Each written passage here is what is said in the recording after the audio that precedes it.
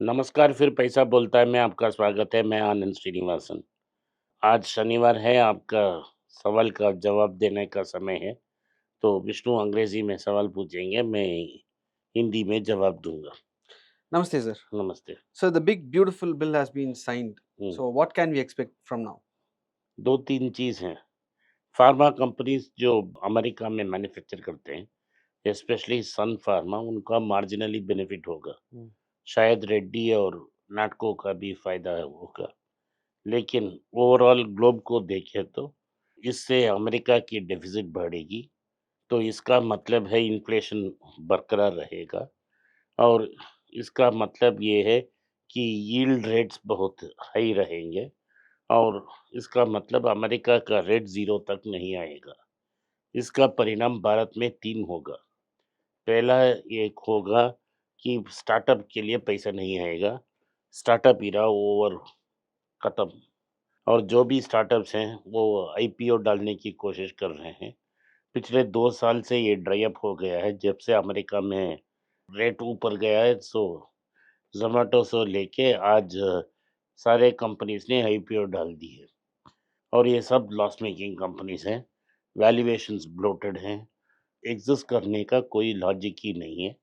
Slow death होगा, क्योंकि investors ने उसे बहुत ज़्यादा बिड अप कर चुके हैं। और नुकसान किसका होगा? जिसने म्यूचुअल फंड में पैसा डाला है, क्योंकि रिटेल इन्वेस्टर और म्यूचुअल फंड को उन्होंने टोपी दी थी। तो ये पहला इम्पैक्ट है। दूसरा इम्पैक्ट ये होगा कि अमेरिकन रेट्स हायर होने से भारत में भी रेट्स को मेंटेन करना पड़ेगा, नहीं तो रुपया वीक हो जाएगा। ये दूसरी बात है। तीसरी बात है, क्योंकि डॉलर वीकन हो रहा है, गोल्ड स्ट्रेंथन होगा, येन भी स्ट्रेंथन होगा, जापानीज येन स्ट्रेंथन होगा, यूरो स्ट्रेंथन हुआ, लेकिन गोल्ड भी स्ट्रेंथन होगा। इसको असर में आने के लिए 24 महीने ला सकते हैं। Hmm. इसका असर हमें फुल्ली देखने के लिए 24 महीने हो सकते हैं। मैंने 8,500 का टारगेट दिया था 18 महीने के लिए, लेकिन वो 6 महीने में ब्रीच होकर ऊपर चला गया।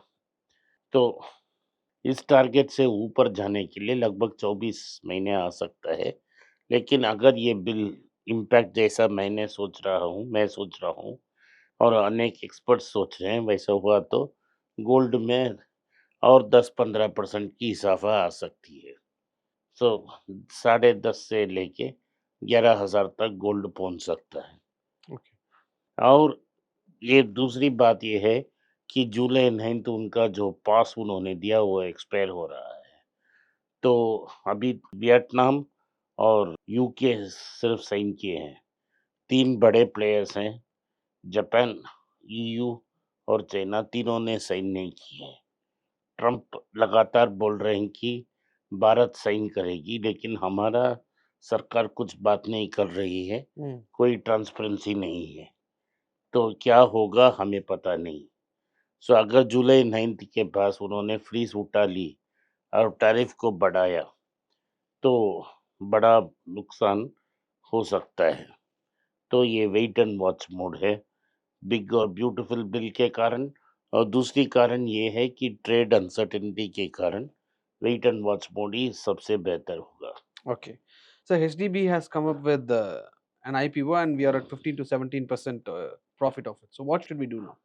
एसटीबी के बारे में मेरा ख्याल है, जो लिस्टिंग पॉप होना चाहिए वो नहीं आया, सिर्फ 15% का आया। लोग एक्सपेक्ट कर रहे थे कि 40% तक हो जाएगा, Hmm. 2,500 तक वो लिस्ट होगा। क्योंकि एक महीने के पहले ग्रे मार्केट में 1600 रुपया तक ट्रेड हो रहा था। इससे हम तो लेसन्स ले सकते हैं। ये ग्रे मार्केट में आप खरीदो मत। अनलिस्टेड स्टॉक्स के बारे में आपका नॉलेज बहुत कम है और आप फंस जा सकते हो। अगर फंस गए तो बुरी तरह से फंस जाओगे। सो जिन्होंने 250 रुपया 1250 में लिया, उनका 400 रुपया नुकसान है।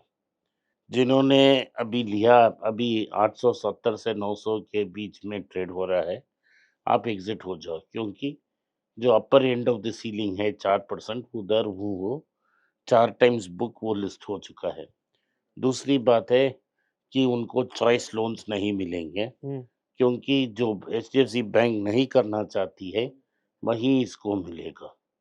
तो इतना फ़ोकस इस पे नहीं रहेगा, तो ये बेहतर है आप इसको हुँ। एग्ज़िट कर लें और अगर आपको चाहिए, तो हमारे अनेक बैंकिंग स्टॉक्स जो पटाके लिस्ट में हैं, उन्हें ले लें।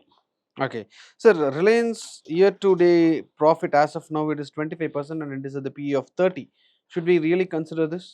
अगर आप 1 साल के पहले देखें तो फ्लैट होगा। Mm. उन्होंने 25-30% गिरा, उसके बाद ऊपर उठा। तो पीक से देखें तो गिरावट है।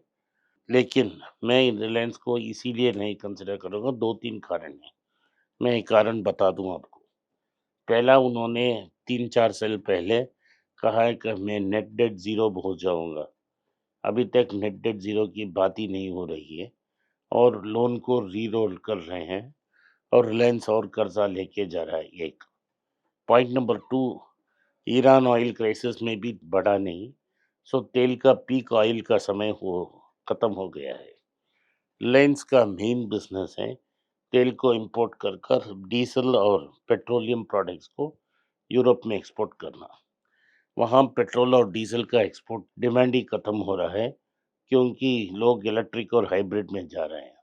तो अगले 5 साल में उनका पेट्रोकेमिकल्स बिज़नेस अफ़ेक्ट हो जाएगा। तो भारत में वो रिटेल नहीं करते। ये पहला, जो रशिया से ऑयल लेके वो चीप करते थे, उसको भी ट्रम्प ने टैरिफ के रूप से बंद कर दी और अमेरिका को फॉलो करेगा रिलायंस। ये रहा प्राइमरी प्रॉब्लम। उनका रीसेल, आप लोग पेपर में पढ़े होंगे, रिलायंस रिटेल का वैल्यूएशन काटा है Mm. और रिलायंस जियो सिर्फ प्लम्बिंग वर्क कर रहा है। अभी तक मैंने ऐसा कोई ब्रांड नहीं देखा है जहां रिलायंस कंज्यूमर को प्रॉपर्ली हैंडल कर रहा है।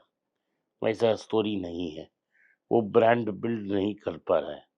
उन्होंने अनेक ब्रांड को खरीदा, सब नुकसान में चल रहा है। तो वो ब्रांड को बिल्ड नहीं कर सकता है, कंज्यूमर से एंगेज नहीं कर सकता है, कंज्यूमर के साथ रिलेशनशिप बिल्ड नहीं कर सकता है।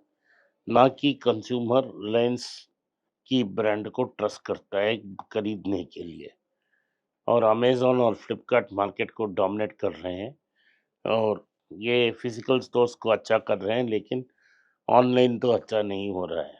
तो इन कारण के लिए, कर्ज़ के मेन कारण के लिए मैं इसको कंसिडर नहीं करूँगा। जैसा उन्होंने कैंपा को 30% चीपर लिस्ट कटा प्राइस को, लेकिन कोक अपना पैसा एडवर्टाइजिंग में खर्चा करती है। तो कैंपा को भी एडवर्टाइज़मेंट भी एक्सपेंस होगा, ट्रेड को Mm. भी ज़्यादा मार्जिन देना पड़ेगा और प्राइस भी कम होना चाहिए। तो प्रॉफ़िट्स का कोई गुंजाइश नहीं है उसमें। तो मेरा मतलब है, जो कहता है वो नहीं करता है, कितना भी बड़ा हो, उसे हमें सेफ रहना, सावधान रहना। शायद हमें एक प्रॉफ़िट मिस हो जाए, लेकिन ये रिस्क नहीं लेना चाहिए, स्पेशली जब हमने अनिल अंबानी को देखा है। बाहर छोड़ना चाहिए, बेहतर है। टाटा मोटर्स में लोग कहा है कि वो डेट को कम करेंगे, उन्होंने डेट को कम की। Mm. तो जो कहते हैं उसे जो करते हैं, उसी कंपनियों पे हमें बेट लगाना चाहिए। Mm. Okay, sir. Thank you. Thanks for your time, sir. आज के लिए इतना ही। आपने इस पॉडकास्ट को सुना, इसके लिए मैं आपका आभारी हूँ। हो सके तो वीडियो को लाइक कीजिए, चैनल को सब्सक्राइब कीजिए और बेल नोटिफिकेशन दबाएँ। इस वीडियो को अपने दोस्त और रिश्तेदार के पास भेजें और उन्हें देखने की आग्रह करें। नमस्कार, धन्यवाद, जय हिंद।